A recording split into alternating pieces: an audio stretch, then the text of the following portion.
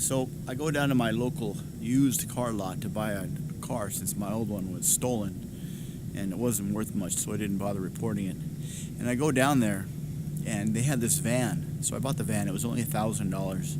I got it home and I got into the garage and I tried to, check it out, and I rolled the driver's side window down, or I tried to. It was an old car. It had like a crank. It wasn't electric, and it wouldn't roll down all the way. So I took apart the panel, and inside was this plastic shrink-wrapped container of body parts.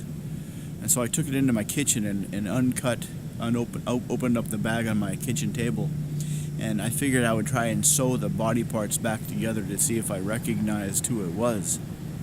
And when I was at the bus station trying to figure out where to take my next trip to, the lady was getting impatient where I was waiting, standing, looking at her, looking up at all the destinations above her, and she said, "Next in line," and the guy behind me cut in front of me, so I had to go in the back of the line again. By the time I got to the front, I still didn't know where I wanted to go.